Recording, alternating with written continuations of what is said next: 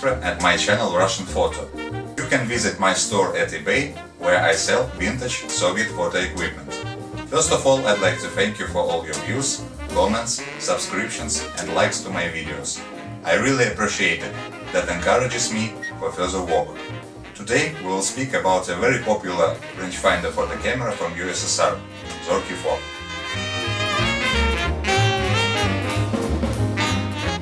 Zorki-4 is considered to be the best USSR rangefinder. No doubt it's a very interesting camera, and it is the most perfect rangefinder of the Zorki family. As it was produced during 17 years, it also became the most numerous rangefinder made by Krasnogorsky mechanical plant. Today, as usual, we will speak about camera history, watch it in detail, learn how to take a photo, observe modifications and variations, and say a couple words about lenses and accessories. And we will compare Zorki-4 with contemporary rangefinders. Finally, we will answer the question, is Zorki-4 so perfect as it's reputed or not? Let's start. Zorki-4 was produced by Krasnogorsky Mechanical Plant, or KMZ, located in Krasnogorsk, which is a suburb of Moscow. KMZ was founded on 1st February 1942. Before the Second World War, there was already an optical plant, number 69. But at the initial period of the Soviet-German War, the Nazis advanced, and there was a real probability of Moscow capture. The situation was very dangerous, and German forces were stopped at a distance of only 20-30 kilometers to Moscow. To minimize the sequences of possible seizure of Moscow, Soviet government decided to evacuate all the plants and factories from Moscow region far to the east. The existing optical plant was moved to Novosibirsk, leaving only empty buildings behind. Thanks to counter-offensive of Red Army in December 1941, the direct threat of Moscow capture was abolished. Of course, the war demanded various military optics in growing quantities, so it was decided not to return evacuated plant from Siberia, but to found a new one. Firstly, KMZ got a name, plant number 393. During the war, it produced various optical instruments for army, aerial photo cameras, scopes, panoramic sights, aiming circles and others. After the victory in 1945, there was no need in military optics, produced in enormous quantities, and KMZ thought about civil production. By 1945, it was already a mighty plant, equipped with experienced staff. Its engineers were also very ambitious, as the war years disaccustomed them from the word impossible. Photo cameras were cognate to military optics, and in 1946, KMZ started production of folding, medium-format rangefinder camera Moscow. As USSR was a unified state, that plant in Kharkov was ordered to pass the documentation about its rangefinder camera FAT to KMZ.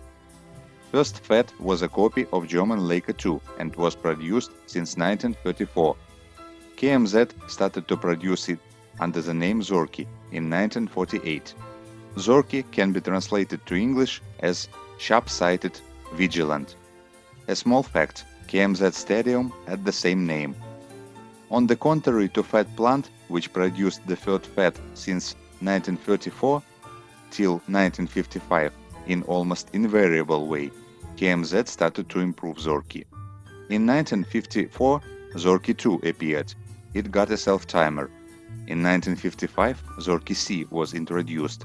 It had a flash synchro contact. In 1956, Zorki-2C with both self-timer and flash synchro contact could be purchased. All that cameras, except rare Zorki-2, were produced in hundreds of thousands of pieces and soon became very popular thanks to reliability and low price.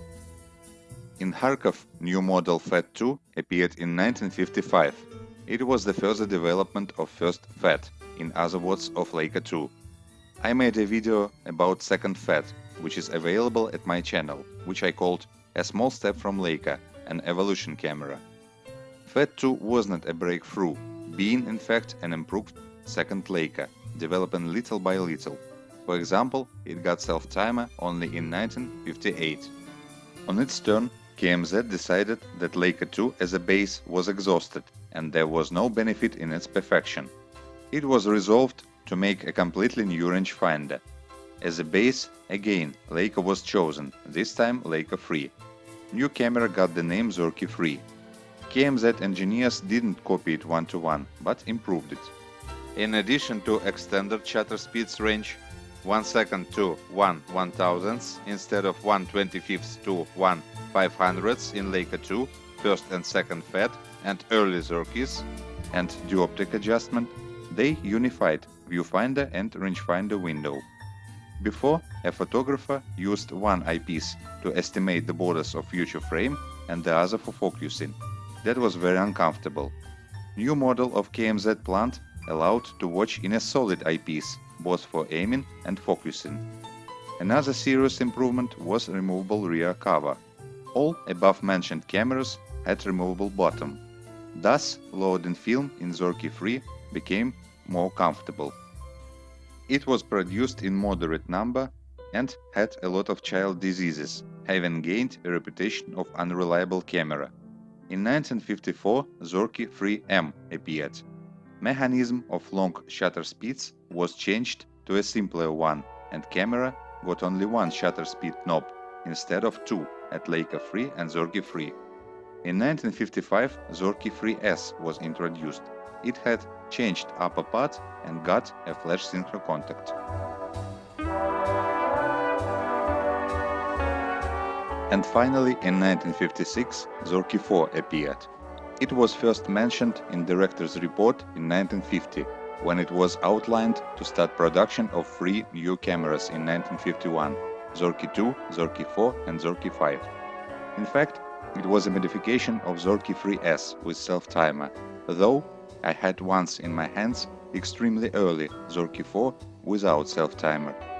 Unlike previous cameras, which were produced during several years and produced in comparatively small quantities, Zorki-4 occupied the production line for long 17 years. Being multiplied in 1,700,000 copies, it became the most numerous rangefinder of KMZ. Number of cameras produced in each year is on the screen. Zorki-4 quickly became very popular. It was promoted in advertisements and in encyclopedias. It was used by scientists, Soviet Army, and Soviet Air Forces.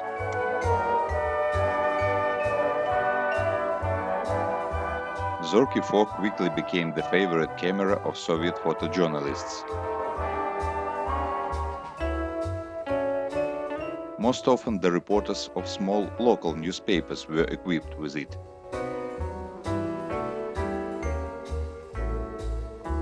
In the films of that period, you can easily find out the familiar outlines.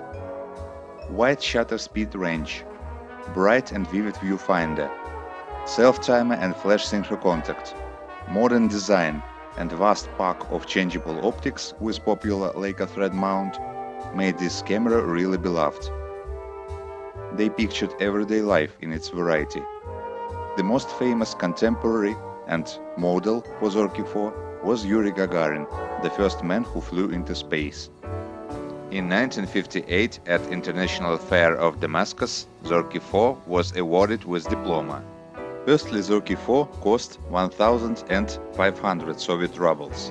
In 1961, during denomination reform, when the last numeral was cut, Zorki-4 became cheaper. It cost 38 or 47 new Soviet rubles, depending on default lens included in the set, with average salary about 100 rubles per month. In the first years, production was not stable and big. For example, in December 1960, Plan ordered to make 9,000 cameras. In that specific month, Plan was succeeded till 10,000 cameras. KMZ newspaper informed with pride about it. Then production became more rhythmical. If you came to USSR in that time, most likely you would buy Zorki-4 in special retail stores, Berezka, which traded with foreigners for foreign currency. Then Zorki-4 will be yours for less than $20. Soviet citizens working abroad got their salary in special Внешпосыл-торг checks, nominated in rubles. Thus, the Soviet state was saving currency. If you were a lucky owner of that checks, Zorki-4 will cost you 2 times cheaper than in usual shop. In fact, although Zorki-4 was produced during many years, it had very few changes in construction. I will name almost all of them. In first years, Zorki-4 had tripod socket 3/8 inch, and since 1957, 1/4 inch. In the same year, rifling at the shutter wind and barrel and backwind knob became horizontal-vertical instead of vertical.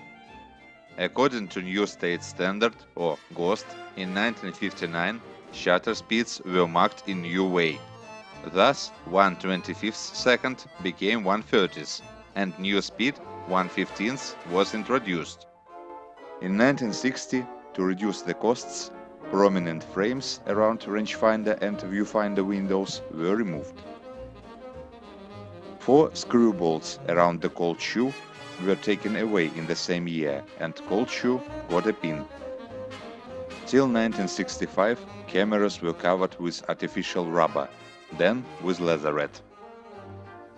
In 1968, Zorki-4 lost the strap hinges.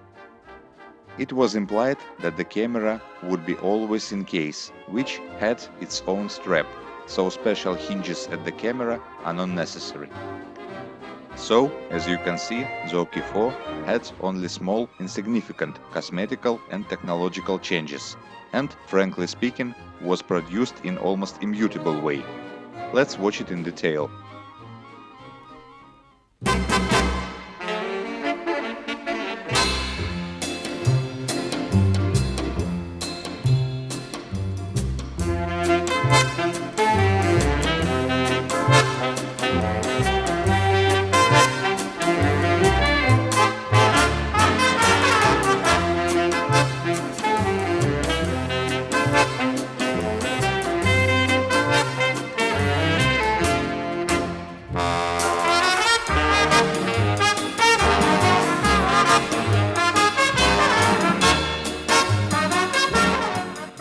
Zorki-4 is fully metal camera. It has medium size and it's rather comfortable to hold. Dimensions are on the screen. It's rather heavy, weight without lens and film is about 600 grams. Rangefinder base is 39 mm. On the front we see a left window, which is common for viewfinder and rangefinder. A right rangefinder window, self-timer lever with its activating button, flash cable synchro contact, strap hinges, and mount for lenses. It is known as Leica thread mount or Leica screw mount. In USSR it was marked M39 in 1/28,8, where M39 is a diameter, 1 is a thread pitch, and 28,8 is a flange focal distance. It is necessary to mention that there were 3 various M39 mounts produced in USSR, for rangefinder, for SLR, and for scale-focused camera. Lenses for these mounts are not interchangeable. Please watch my video "So different M39 mounts" for detail. At the rear part, there's only a united window for viewfinder and rangefinder with magnification 1.15. At the bottom there are 2 locks of rear cover and a tripod socket. I repeat that it can be either 1/4 or 3/8 inch. The majority of controls is at the top.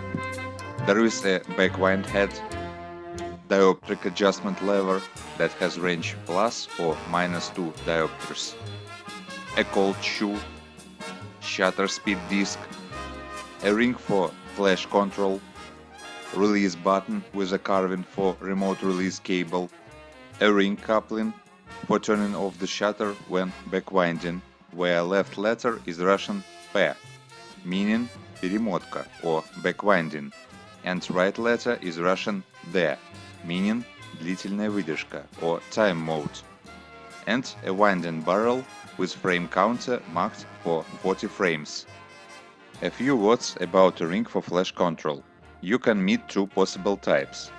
In the years of Zorki-4 production, electronic flashes were not widespread, and single-use flashes were used widely. So, if you see two letters at that ring, you must rotate the disc to place a specific letter opposite to a black dot, M for single-use flashes and X for electronic flash. Or you can have a ring with numerals on it. They allow to take into account the flash activation time. The matter is that single-use flashes had various periods of going at full power. In the Soviet manuals, it was called a time till half peak. So you need to set the number at the ring as stated in the flash manual. The numerals are in milliseconds. Thus, shutter will have a delay of, for example, 10 milliseconds before opening, waiting until the flash will flare up. If you use an electronic flash, set this ring to 0, as these flashes fire almost immediately, and there is no need for shutter to wait. The only shutter speed available for flash is 1/30 second. Now, when we got acquainted with the camera, let's learn how to operate it. First of all, let's set the lens. Zorki-4 can use all lenses with Leica screw mount. For example, I will use a default Industar 50. To set it, screw it into the mount clockwise till the end. Do not point the camera with lens at a strong source of light. Lens condenses the light and that can burn the shutter curtains through. Then we will load the film. It is not necessary to make it in the dark, just avoid strong light. At the bottom there are two locks. Raise their arcs and rotate the right clockwise and the left counterclockwise. Pull down and take the rear cover away. Extract the take-up spool.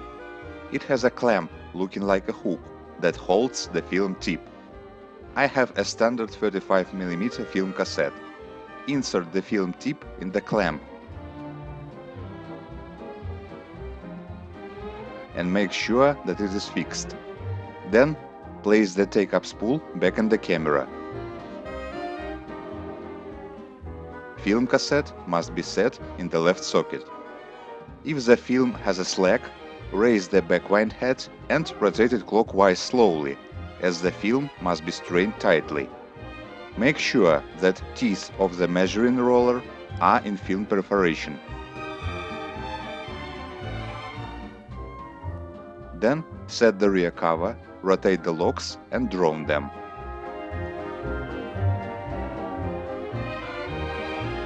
When loading, we have exposed the end of the film to light and thus spoiled it. Let's transport it. Cock the shutter rotating the winding head clockwise and push the release button. Repeat this step 3 times. Then, rotating the frame counter in any direction, set 0 opposite to a black dot. Cock the shutter and we can take picture now. To make focusing comfortable, Zorki-4 has a dioptric adjustment. Watch in the viewfinder and move the small lever near to backwind head until image will be sharp enough. As Zorki-4 doesn't have built-in exposure meter, you must define the exposure parameters yourself. You can use your own experience, exposure guides, which are often printed on the inner surfaces of the film cardboard boxes, or use an external light meter. For example, we want to use 1/250th shutter speed. Setting the shutter speed is possible only after cocking the shutter. Raise the central knob of the shutter speed disc and rotate it till the black line points at the desired shutter speed. Release the knob and it will be fixed opposite to the chosen meaning. Rotating the knob in the range from 1 second to 1/25th second is not possible. The knob is rotated in the range from 1 second to 1/10th second with effort and mechanical noise. That's normal. Aperture meaning is set at the lens. Rotate the aperture ring till the chosen meaning will coincide with black dot. For example, we set 5.6. Then we will focus. If you know the exact distance between camera and the object of filming, set it at the lens. But most likely the distance is unknown, so we will use built-in rangefinder. Watch in the viewfinder and you will see the object that you want to take a picture of. Central part can be a bit displaced, to the left or to the right. Rotate the focusing ring at the lens and the central part will move left or right. When the central part will be integral with the whole other image, camera is now focused. How that works? The scheme is typical for all Leica-based rangefinders. On the front of the camera we have seen two windows, left and right. Light reflected by the object goes into the camera through these two windows. Having entered the left window, it passes the semi-transparent mirror and goes to an eye of the photographer. Nothing moves in that part of the scheme. That left light beam forms the outer part of the image in the viewfinder. Right beam enters the camera through the right window. It is reflected by the mirror and then by a semi-transparent mirror. That light beam forms the central part of the image. If the camera is not focused, that both light beams, after having met at the semi-transparent mirror, will not coincide and will reach the eye of the photographer at different place. So you will see the central part of the image misplaced. Every lens with Leica screw mount has a ring in rear part that moves in or out when rotating the focusing ring. That is present in normal lenses,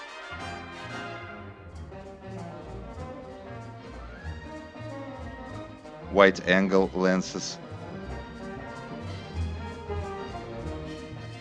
collapsible lenses,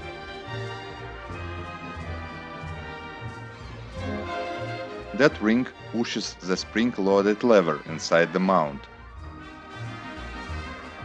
Lever inside the mount is firmly connected with the rotating mirror.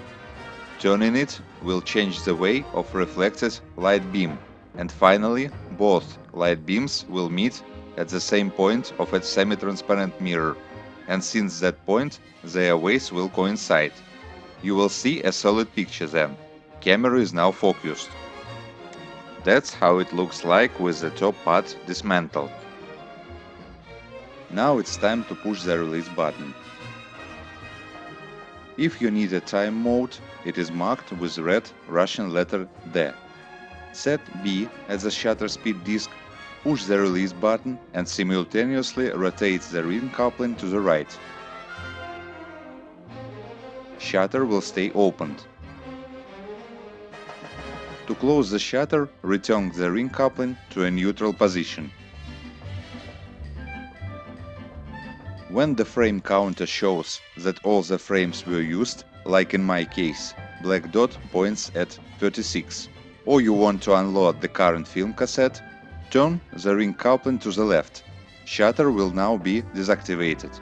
Extract the backwind head and rotate it clockwise until you hear the sound of a film tip that left the take-up spool. Rotating will become easier at that moment. Remove the rear part and extract the film cassette. That's all. Film now can be developed.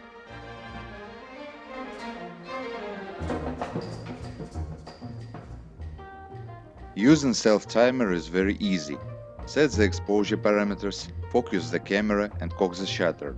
Then rotate the self-timer lever counterclockwise, and when you are ready, press the button. Shutter will fire in 10-20 seconds. Using both self-timer and flash is possible. To use flash, set it into the cold shoe and insert the cable into the synchro contact. If you need to use a remote release cable, screw it into the release button and press when necessary.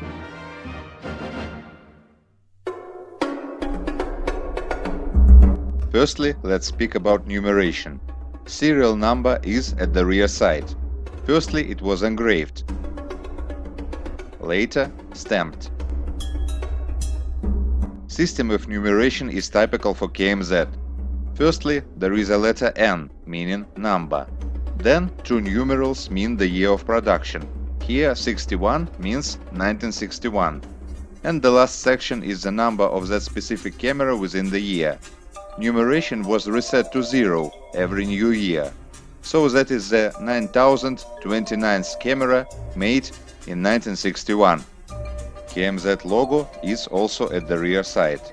Inscription made in USSR sometimes presents. The inscription with the name of the camera has several variants. Firstly, it was engraved, as well as the numerals at the shutter speed disc, and the font was small. In 1960-1962, the inscription was still engraved, and the font became a bit bigger. Cameras produced for export had inscription in Latin language. Since 1963, name of the camera and the numerals at the shutter speed disc were painted. Latin type was changed too. And finally, the font was changed from italic to regular. I have found information about inscriptions in Ukrainian language and special name Aurora for export cameras, but I have never seen such rangefinders. Zorki-4 had commemorative versions. In 1957, the 6th Festival of Youth and Students was in Moscow, and Zorki-4, like many other Soviet cameras, got inscription festival. Some of that festival cameras had green body. 1967 called to be in 3 commemorative versions at once, of course, thanks to the 50th anniversary of Great October Revolution. First version got inscription 50 years of October at the rear side. That's the most infrequent type. Second version had an inscription 50 years of Soviet power with sickle and hammer. Third commemorative type, devoted to Great October Revolution anniversary, had an inscription 50 October and outline of a sickle. Once I had a camera with modernized inscription. For fun, a previous owner, using a bit red paint, made 50 into 60 years of Soviet power. Of course, it was a joke. Zorki-4 was not produced in 1977. And sometimes cameras presented as a gift had private complimentary inscriptions. Despite of enormous output of the cameras, Zorki-4 was of high demand, sometimes being a real deficit. In 1959-1961, KMZ produced a simplified version of Zorki-4, which got the name Mir, or Peace in English. The only difference was the shutter speed range, 1/30th to 1/500th, instead of 1 second to 1/1000th. There is an opinion that shutters rejected for Zorki-4, which didn't work properly with 1000 shutter speed, were set to Mir cameras. Later it was decided that production of simplified version didn't get enough economy, and production was stopped. Totally, approximately 157,000 Mir cameras were made. Zorki-4 was rather good, but could it be more perfect? Definitely yes. In 1972-1978, modernized version Zorki-4K was produced. Totally about 525,000 cameras were made. Letter K comes from a Russian word kurok, or cocking piece, meaning that instead of winding barrel or knob, Zorki-4K got a cocking piece or lever. Also, the take-up spool became non-removable. It was the last serial Leica-based rangefinder made by KMZ. In 1978, production of Zorki-4K and automatic rangefinder Zorki-10 was stopped. KMZ focused on SLR only, various zeniths. Zorki-4 was available for purchase with 2 default lenses, Industar 50 and high-speed Jupiter 8. You can sometimes read that there was the third default lens, Jupiter 17. Such lens really existed. It was like Jupiter 8, but had 1 glass less in its optical scheme and less resolving power. It remained experimental and is extremely rare. If Zorki-4 was really equipped with this lens, its number was insignificantly small. Let's return to mass production.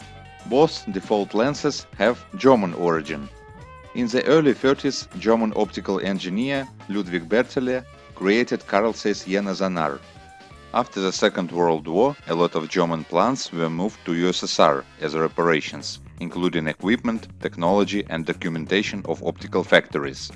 Zanar was copied in USSR and got the simple name ZK, meaning Zanar from Krasnogorsk. Later it got the name Jupiter 8. Cameras with this lens cost 47 Soviet rubles. History of Industar 50 is more twisting. When Fat Plant copied Leica 2, it got the lens either. It was collapsible Leica-Elmar. Optical scheme was the same, but the aperture was moved after the second lens instead of after the first one in German original. Soviet lens got the same name as the camera, FAT. When Fat Plant gave documentation about the camera FAT to KMZ after the war, what we discussed earlier, it included the lens too. At KMZ, it got the name Industar 22, then, after a small modernization, Industar 50, remaining collapsible. And finally, it became non-collapsible. Such variant became default for Zorki-4. The price for this set was 38 Soviet rubles. Both early Industar 50 and Jupiter 8 had silver color and then became black. Of course, you can set any lens with Leica screw mount to Zorki-4, collapsible, ultra high speed, made by another plant, or any other. All that lenses are normal, in other words, they have focal distance 50 mm and angle of view about 45 degrees. Viewfinder of the camera has the same angle of view. So, if we set any normal lens, for example Industar 26M, both angles of view will be the same, since the distance of 1 meter and further. That is important because, as we have seen, there is no direct optical link between viewfinder and the lens. It's not what you see is what you get. The image formed by the lens can be totally different from the image seen by a photographer in the viewfinder. That will happen if we set a wide-angle lens Jupiter 12 to our Zorki-4. Viewfinder will still have the same 45 degrees as always, but the lens angle of view is much wider. I will illustrate it with example. Red rectangle is what you see in the viewfinder, and yellow one is the photo that you will get after developing and printing. The same is actual for telelens, for example Jupiter 11 with focal distance 135 mm. Its angle of view is almost 2.5 times more narrow than the viewfinder's one. Again, red frame is the picture in the viewfinder expected by a photographer, and yellow is the real photo. For that situation, Soviet industry produced external viewfinders, or the turret viewfinder with 5 lenses rotating in a revolving block, with various angles of view similar to angles of view of popular lenses. They are set to the cold shoe of the camera. Unfortunately, external viewfinder can't be used for focusing, only for estimating the frames of the film. Focusing is done with default viewfinder. Cameras were supplied with leather cases. Weight of such cases is from 200 to 280 grams, usually about 240 grams. Font, color and inscription also differ. Materials used vary from extremely hard leather to extremely soft. Note that there are cases with both mounts, 3/8 inch and 1/4 inch. When buying, assure that the case screw will fit your camera tripod socket. Late Zorki-4 and Zorki-4K got unified black cases with weight about 200 grams. Cameras were sold in hard cardboard boxes with various design. Sometimes the type of the lens was marked outside. When exported to England, the boxes had a proud inscription, System Rangefinder Camera. Inside, except camera with lens and case, there was a manual. Its design changed, following the fashion. There are many types known. For Zorki-4, a catalog of spare parts was published. Zorki-4 can be easily purchased at eBay. It's a popular model, so you can find cameras of various modifications and in different condition, with or without lenses, cases, boxes and manuals. Prices start from $30 including shipping. What to point attention at? Unfortunately, Zorki-4 can't be named extremely reliable. First of all, external condition. Laserette can get unstuck. That can be easily fixed with glue. What is worse is the wiping of the inscriptions. Late types, as we have already said, had inscriptions not engraved but painted. Because of intense use, they can be wiped out. And if it's tolerant, if we speak about name of the camera, wiped out shutter speeds are a real issue. As for shutter, its curtains can have sometimes abrasion area, which is penetrated with light and makes using impossible. Film will be spoiled. Small abrasion areas can be fixed with glue or insulating tape.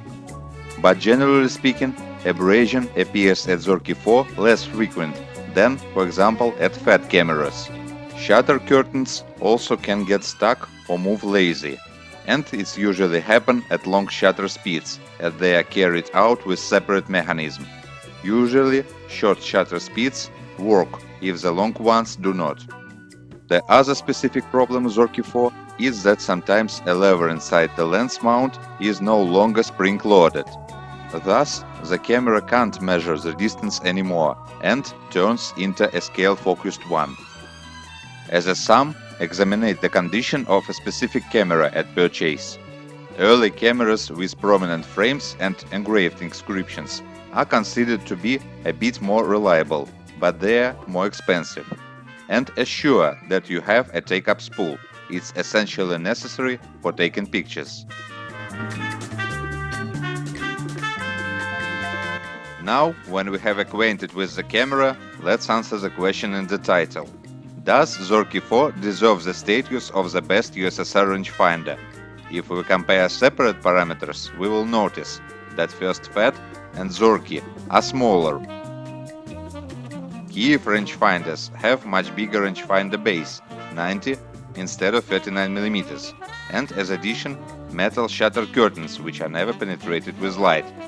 Half of Kiev rangefinder models have exposure meter installed, as well as late FATs, FAT4, FAT5 and FAT5C. Rangefinder Leningrad, made by Lomo, has several frames for various lenses in the viewfinder, making external viewfinder not necessary. Its shutter has a spring that gives the possibility to take several photos without cocking the shutter. But if we compare Zorki-4 by a sum of parameters with contemporary rangefinders, we must admit that it's a very good camera. Bright viewfinder, vast shutter speed range, popular mount, easy to operate, low price and availability, default fast lens Jupiter 8. Thanks to that, Zorki-4 was good in its years of production, and it's good nowadays. It got popularity at once and can pretend at the People's Choice Award. That's a really epoch-making camera, which accompanied Soviet people everywhere. Is it the best USSR rangefinder? To my mind, if not the first, then not the second.